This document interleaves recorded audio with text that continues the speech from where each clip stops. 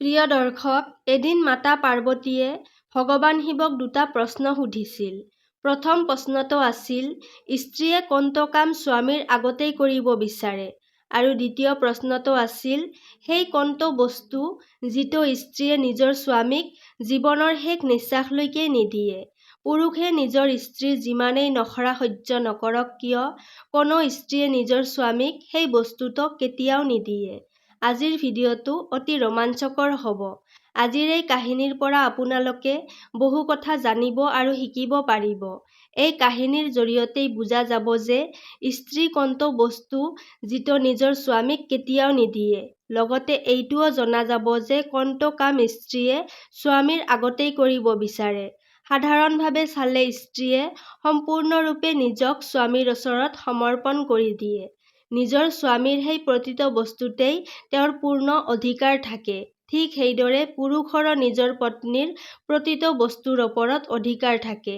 স্ত্ৰীয়ে সেই সকলোবোৰ বস্তু নিজৰ স্বামীক অৰ্পণ কৰি দিয়ে। কিন্তু তেনেহ'লে এনে কোনটো বস্তু আছে যিটো স্ত্ৰীয়ে নিজৰ স্বামীক কেতিয়াও নিদিয়ে? এনে কোনটো কাম আছে যিটো স্ত্ৰীয়ে নিজৰ স্বামীৰ আগতেই কৰিব বিচাৰে? প্ৰিয় দৰ্শক, এই প্ৰশ্নটো শুনিবলৈ অলপ অদ্ভুত যেন লাগিব পাৰে। কিন্তু এই প্ৰশ্নটো আমাৰ হিন্দু ধৰ্ম আৰু আমাৰ ৰীতি-ৰিবাজৰ পৰা একেবাৰে পৃথক নহয়। অধিকাংশ লোকেই ইয়াৰ উত্তৰ জানে যে সেইটো কোনটো বস্তু হয় যিটো পুৰুষে জীৱিত অৱস্থাত নিজৰ পত্নীক দিব পাৰে, কিন্তু স্ত্ৰীয়ে জীৱিত অৱস্থাত নিজৰ স্বামীক কেতিয়াও দিব নোৱাৰে।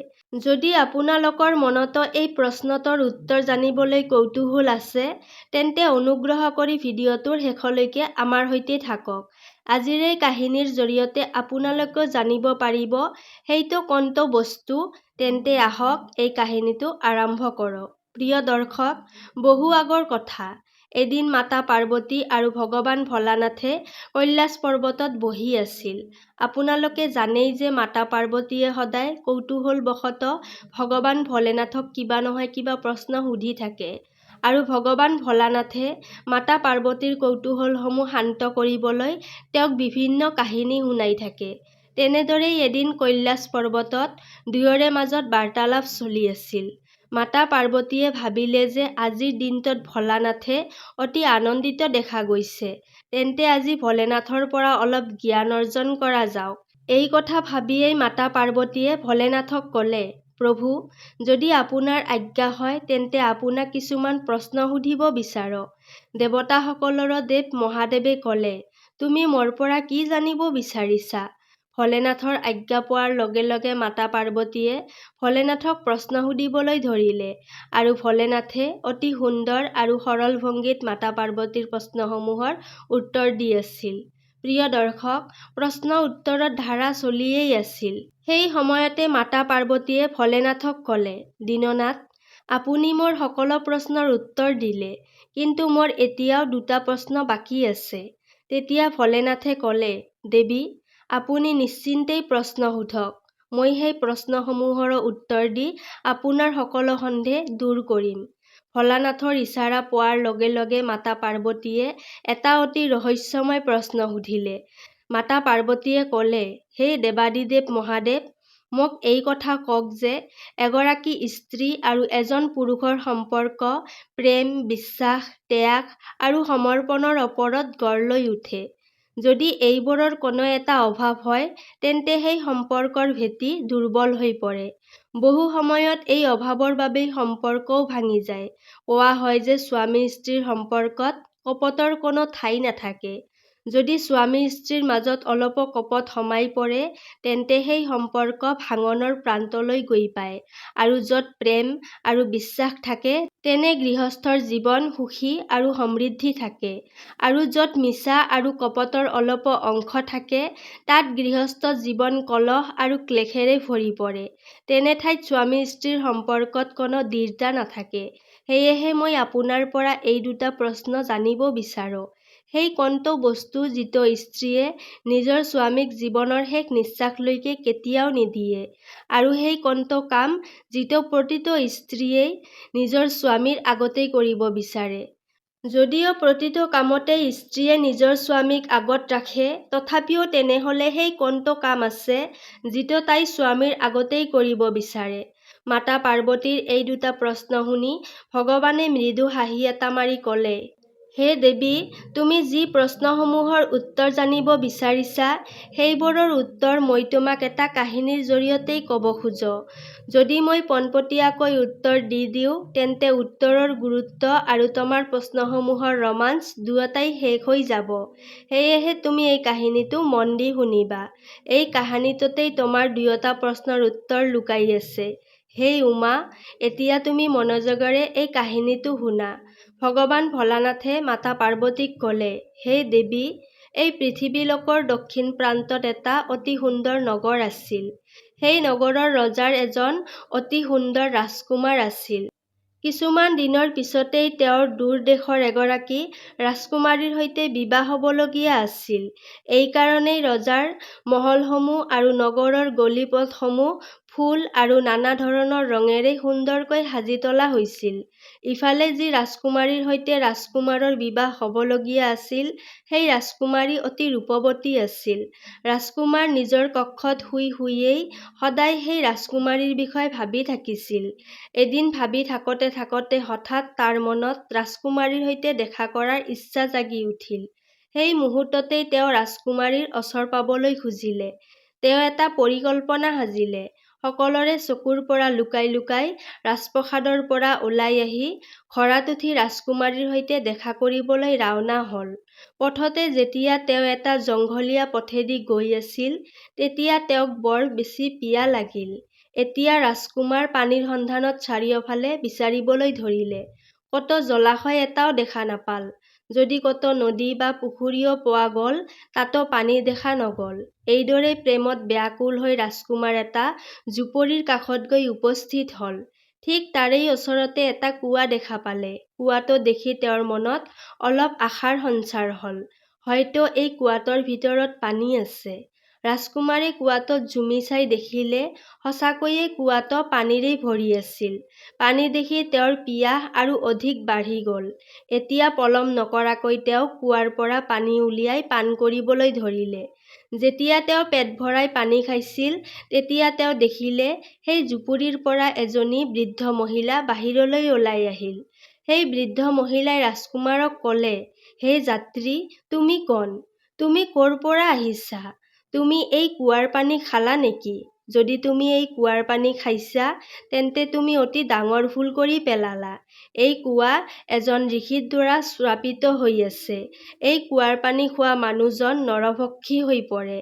আজিৰ পৰা তুমি প্ৰতিদিন ৰাতি হ'লেই নৰভক্ষী হৈ পৰিবা। সেই সময়ত তোমাৰ ওচৰলৈ যি মানুহ আহিব, তুমি তাকেই ভক্ষণ কৰিবা।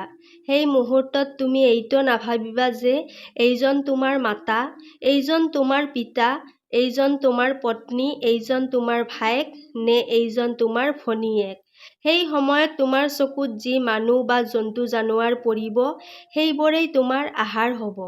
বৃদ্ধ মহিলাৰ মুখৰ পৰা এই শ্ৰাপৰ কথা শুনি ৰাজকুমাৰ অতি দুখী হৈ পৰিল। তেওঁ ক'লে, বুঢ়ীমা, তেন্তে মই এই কুঁৱাৰ পানী খাই ভয়ংকৰ অনৰ্থ কৰি পেলালোঁ। এইদৰে মই নাজানো কিমান মানুহক প্ৰতিদিনে নিজৰ আহাৰ বনাব লাগিব, যাৰ মাজত মোৰ কোনো আপোন মানুহো থাকিব পাৰে। এই কথা কৈ ৰাজকুমাৰে কাতৰ অনুৰোধেৰে ক'লে, হে মা, এই শ্ৰাপৰ পৰা মুক্ত হোৱাৰ কোনো উপায় নাইনে? যদি এনে কোনো উপায় নাই, তেন্তে মই নিজেই নিজকে শেষ কৰি দিম, যাতে মই আন কোনো মানুহক মাৰি নিজৰ আহাৰ বনাব নালাগে। ৰাজকুমাৰৰ এই কথা শুনি সেই বুঢ়ী মাতৃয়ে ক'লে, পুত্ৰ, এই শ্ৰাপৰ পৰা মুক্তি পাব পাৰি, কিন্তু এই উপায়টো পালন কৰা অতি কঠিন। তেতিয়া ৰাজকুমাৰে ক'লে, হে মা, যদি আপুনি এই শ্ৰাপৰ পৰা মুক্ত হোৱাৰ কোনো উপায় জানে, তেন্তে অনুগ্ৰহ কৰি মোক কৈ দিয়ক। যিমানেই কঠিন নহওক কিয়, মই সেইটো নিশ্চয় পালন কৰিম। মোৰ পথত যিমানেই বাধা বিঘিনি নাথাকক কিয়, মই পিছলৈ আঁতৰি নাহোঁ। অনুগ্ৰহ কৰি আপুনি মোক সেই উপায়টো কওক। তেতিয়া সেই বুঢ়ী মাতৃয়ে ক'বলৈ ধৰিলে, পুত্ৰ, ইয়াৰ পৰা কিছু মাইল দূৰত এটা ডাঙৰ ওখ পাহাৰ আছে। সেই পাহাৰৰ শীৰ্ষত সেউজীয়া গছ-গছনিৰে ভৰা এখন ঘন হাবি আছে। এই হাবিৰ মাজত কায়াকল্প নামৰ এটা জড়িবুটি আছে। সেই জড়িবুটিটো নিজৰ ৰং আৰু ৰূপ সলনি কৰি থাকে। যদি তুমি কোনোমতে সেই জড়িবুটিৰ ৰস পান কৰ, তেন্তে এই কুঁৱাৰ পানীৰ প্ৰভাৱ সম্পূৰ্ণৰূপে শেষ হৈ যাব আৰু এইদৰে তুমি এই ভয়ংকৰ শ্ৰাপৰ পৰা মুক্ত হ'ব পাৰিবা। কিন্তু পুত্ৰ, যোৱাৰ আগতে মোৰ এটা কথা ভালদৰে মন দি শুনিবা। সূৰ্যাস্ত হোৱাৰ আগতেই তুমি কোনো একান্ত ঠাইত গৈ লুকাই থাকিবা। যদি তুমি ক'তো মানুহৰ বসতিত থকাৰ চেষ্টা কৰ, তেন্তে নাজানো কিমান নিৰ্দোষ মানুহে তোমাৰ আহাৰ হৈ পৰিব।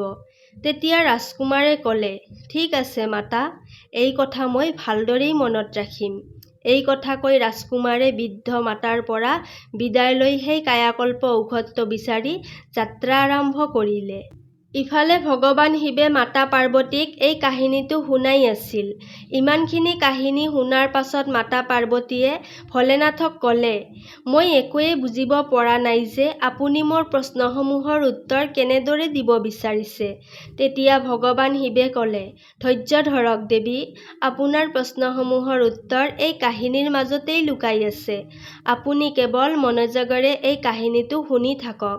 ভোলেনাথে কাহিনীটো আগবঢ়াই ক'বলৈ ধৰিলে, দেৱী, ৰাজকুমাৰে বৃদ্ধ মাতাৰ পৰা বিদায় লৈ নিজৰ লক্ষ্যৰ সন্ধানত আগবাঢ়ি গ'ল। ৰাজকুমাৰ অতি চিন্তিত মনোভাৱে সেই পাহাৰৰ দিশে আগবাঢ়ি গৈ আছিল, য'ত কায়াকল্প ঔষধি আছিল। ঔষধি থকা পাহাৰটো তাৰ পৰা যথেষ্ট দূৰত আছিল। চলি থাকোঁতে থাকোঁতে ৰাজকুমাৰৰ বাবে দুপৰীয়াৰ পৰা সন্ধিয়া হৈ আহিল। ইফালে সূৰ্যাস্ত হ'বলৈ গৈছিল।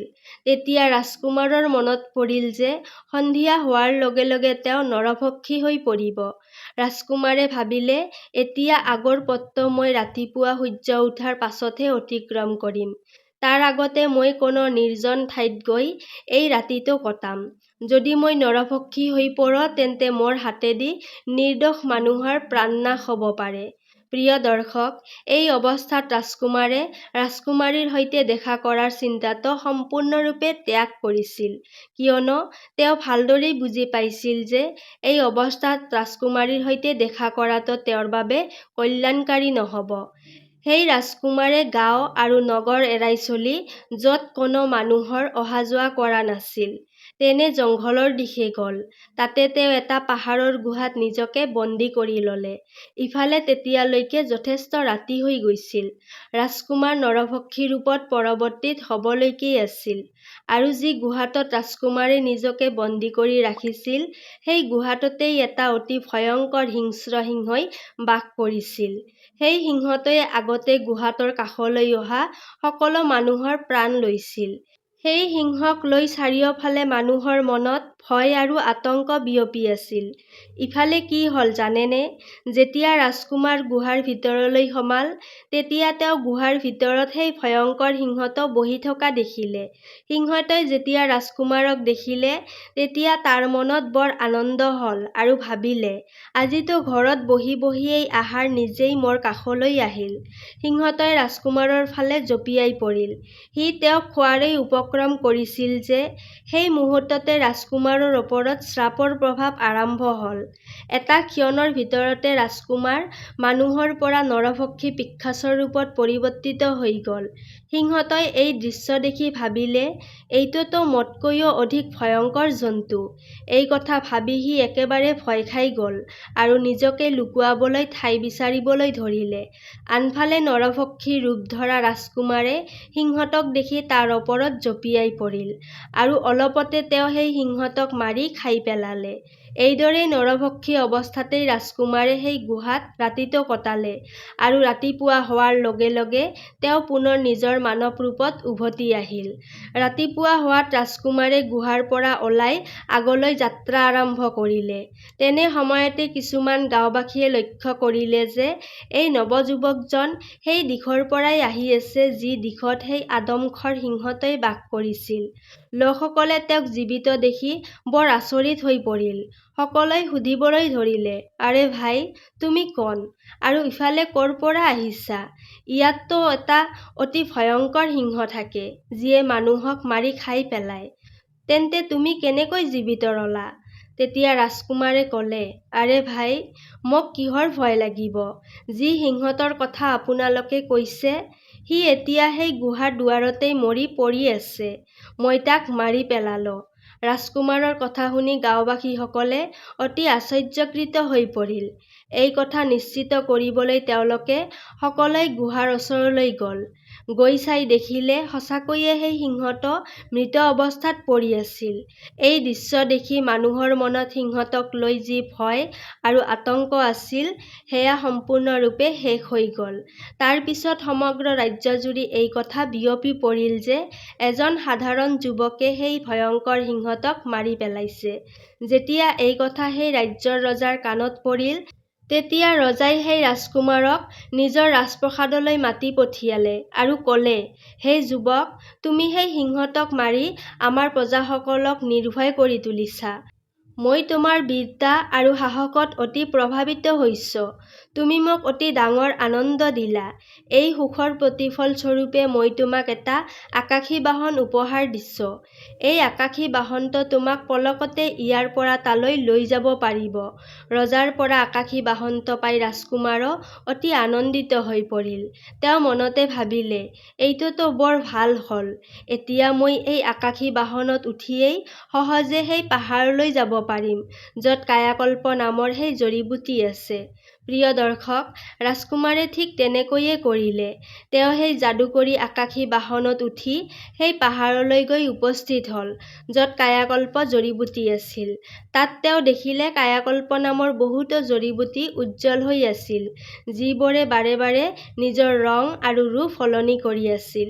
বুঢ়ী মাতৃয়ে তেওঁক আগতেই কৈ থৈছিল যে যি জড়িবুটিটোৱে নিজৰ ৰং আৰু ৰূপ সলনি কৰি থকা দেখা যাব, সেই বুটিটোৰ ৰস উলিয়াই পান কৰিব লাগিব।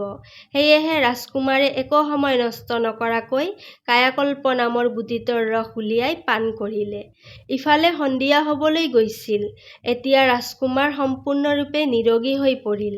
তাৰ পাছত ৰাজকুমাৰে সেই আকাশী বাহনত উঠি নিজৰ ৰাজকুমাৰীৰ নগৰৰ দিশে ৰাওনা হ'ল। তাত গৈ তেওঁ ৰাজকুমাৰীৰ সৈতে সাক্ষাৎ কৰিলে। ৰাজকুমাৰক দেখা পাই ৰাজকুমাৰীও অতি আনন্দিত হৈ পৰিল। ইফালে ৰাজকুমাৰে নিজৰ নগৰলৈ খবৰ পঠিয়ালে যে মই এতিয়া মোৰ শহুৰালত সুৰক্ষিতভাৱে উপস্থিত হৈছোঁ। আপোনালোক সকলোৱে বাৰাত লৈ আহক। ইফালে ৰাজকুমাৰৰ বাৰাত আহিল আৰু পৰৱৰ্তী দিনত তেওঁ ৰাজকুমাৰীৰ সৈতে খুব ধুমধামেৰে বিবাহ অনুষ্ঠিত হ'ল। তাৰ পাছতে তেওঁলোকে নিজৰ নগৰলৈ উভতি গ'ল। ভগৱান শিৱে মাতা পাৰ্বতীক ক'লে। তেওঁলোক দুয়োয়ে বৰ আনন্দেৰে একেলগে জীৱন কটাবলৈ ধৰিলে। কিছুমান দিনৰ পাছত ৰাজকুমাৰৰ ঘৰতে এজন পুত্ৰ সন্তানৰ জন্ম হ'ল। পুত্ৰৰ আনন্দত ৰাজপৰিয়ালত উৎসৱ পালন কৰা হ'ল। প্ৰজাৰ মাজতো মিঠাই বিতৰণ কৰা হ'ল। ইফালে মাতা পাৰ্বতীয়ে ভগৱান শিৱক সুধিলে, প্ৰভু, আপোনাৰ লীলা মই বুজি নাপালোঁ। এটা প্ৰশ্নৰ উত্তৰ দিবলৈ আপুনি মোক ৰাজকুমাৰৰ সম্পূৰ্ণ কাহিনী শুনাই দিলে, কিন্তু মই এতিয়াও উত্তৰ পোৱা নাই। তেতিয়া ভগৱান শিৱে ক'লে, দেৱী, এতিয়া অতি শীঘ্ৰেই তোমাৰ প্ৰশ্নৰ উত্তৰ পাবা। শুনা, তাৰ পাছত কি হ'ল। এদিন ৰাজকুমাৰৰ ৰাজ্যত শত্ৰু দেশৰ সৈন্যই আক্ৰমণ কৰিলে।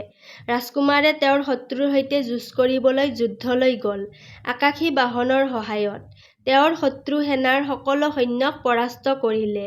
শত্ৰু সেনাক পিছুৱাই পেলালে, কিন্তু যুঁজৰ সময়ত তীৰৰ আঘাতত তেওঁৰো প্ৰাণ হেৰাই গ'ল। যেতিয়া ৰাজকুমাৰৰ মৃত্যু ঘটে, তেতিয়া সকলোৱে তেওঁৰ অন্তিম সৎকাৰৰ বাবে আগবাঢ়ি আহিল। তেওঁৰ পত্নীও ওচৰতেই কান্দি কান্দি পাগলৰ দৰে হৈ পৰিল।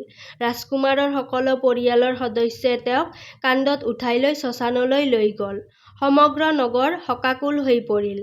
ভগৱান শিৱে মাতা পাৰ্বতীক ক'লে, দেৱী, এইটোৱেই সেই বস্তু যিটো স্ত্ৰীয়ে নিজৰ স্বামীক কেতিয়াও নিদিয়ে, কিন্তু পুৰুষে নিজৰ স্ত্ৰীক দিব পাৰে। বুজিলেনে? আমাৰ ধৰ্মত এয়াই পৰম্পৰা হিচাপে চলি আহিছে। স্বামীৰ মৃত্যুৰ পাছত স্ত্ৰীয়ে তেওঁক কান্ধত উঠাই লৈ যাব নোৱাৰে আৰু শ্মশানলৈ লৈও যাব নোৱাৰে। তোমাৰ দ্বিতীয় প্ৰশ্ন আছিল, স্ত্ৰী কোনটো কাম স্বামীৰ আগতেই কৰিব বিচাৰে? ইয়াৰ উত্তৰ হৈছে, বিবাহিত স্ত্ৰীয়ে আশা কৰে যে তেওঁৰ মৃত্যু স্বামীৰ আগতেই হওক, যাতে তেওঁৰ স্বামীয়ে তেওঁক কান্ধত উঠাই লৈ যোৱাৰ সৌভাগ্য পায়, তেওঁৰ মুখাগ্নি কৰিব পাৰে আৰু তেওঁৰ তৰণ কৰিব পাৰে। আনহাতে স্বামীৰ মৃত্যুৰ পাছত স্ত্ৰীৰ জীৱন প্ৰায় শূন্য হৈ পৰে। স্বামীৰ অবিহনে তেওঁৰ জীৱন অৰ্থহীন হৈ পৰে। কোৱা হয়, স্বামীৰ অবিহনে স্ত্ৰীয়ে কোনো দিশতেই আগবাঢ়ি যাব নোৱাৰে। এজন পুৰুষৰ অবিহনে স্ত্ৰীৰ জীৱন অতি কষ্টকৰ হৈ পৰে। ভগৱান শিৱে মাতা পাৰ্বতীক ক'লে, হে দেৱী, সেই নাৰীসকল ভাগ্যশালী হয়, যিবোৰ নাৰীৰ স্বামীৰ আগতেই মৃত্যু হয় আৰু স্বামীৰ হাতেদি শেষ কৃত্য সম্পন্ন কৰাৰ সৌভাগ্য লাভ কৰে। তেতিয়াহ'লে প্ৰিয় দৰ্শক, এয়াই আছিল আজিৰ কাহিনী। আপোনালোকৰ কেনেকুৱা লাগিল? অনুগ্ৰহ কৰি আপোনালোকৰ মতামত কমেণ্টৰ জৰিয়তে অৱশ্যই জনাব। প্ৰিয় দৰ্শক, আজিৰ ভিডিঅ' ইমানেই আছিল। যদি ভিডিঅ'টো ভাল লাগিছে তেন্তে ভিডিঅ'টিত এটা লাইক কৰিব আৰু লগতে চেনেলটো ছাবস্ক্ৰাইব কৰিব নাপাহৰিব। তেতিয়াহ'লে আজিলৈ ইয়াতেই সামৰিছোঁ। কাইলৈ পুনৰ লগ পাম আন এটি ভিডিঅ'ৰ সৈতে। ধন্যবাদ।